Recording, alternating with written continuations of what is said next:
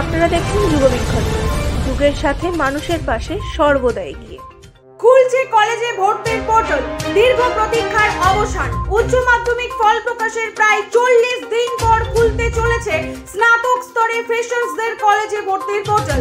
আগামী 17 জুন বিকেল 4টের সময় কেন্দ্রীয় অনলাইন ভর্তির পোর্টালটির আনুষ্ঠানিক উদ্বোধন হবে। তারপরই ছাত্রছাত্রীরা ভর্তির আবেদন করতে পারবে। প্রসঙ্গত, গত বছর এই পোর্টাল খুলেছিল 19 জুন। অবশেষে বিধানসভায় পাশ হলো মাইনরিটি কমিশন বিল। গতকাল রাজ্যের বিধানসভায় পাশ হয়ে গেল the West Bengal minorities commission bill 2025। এই বিলটি বিধানসভায় পেশ করেন বিভাগীয় মন্ত্রী চন্দ্রিমা ভট্টাচার্য।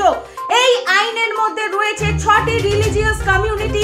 এগুলি হলো মুসলিম, খ্রিস্টান, শিখ, বৌদ্ধ, পারসি এবং জৈন। ভয়াবহ কাণ্ড পুরীতে। আসন্ন রথযাত্রা উপলক্ষে পুরীতে প্রস্তুতি তুঙ্গে। এই আবহেই ঘটল ভয়ঙ্কর কাণ্ড। জগন্নাথ দীক্ষিত নামে পুরীর জগন্নাথ মন্দিরে এক সেবায়তকে পিটিয়ে মারার অভিযোগ উঠল এক ব্যক্তির বিরুদ্ধে।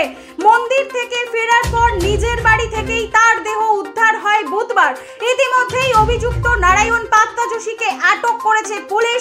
কেন এই খুন? অভিযুক্তকে জিজ্ঞাসাবাদ করছে পুলিশ।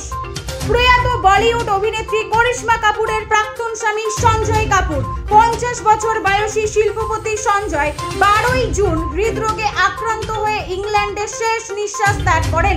সূত্রে খবর অনুযায়ী সঞ্জয় একটি প্রাইভেট পোলো ম্যাচে অংশ নিয়েছিলেন। সেখানেই আচমকা অসুস্থ হয়ে পড়লে দ্রুত হাসপাতালে নিয়ে যাওয়া হলেও শেষ রক্ষা হয়নি। গল্প নয়, অল্প কথায় খবর এখন এখানে। যুগবীক্ষণ প্রিন্ট এবং ডিজিটাল, দেখুন, পড়ুন এবং এগিয়ে চলুন যুগের সাথে।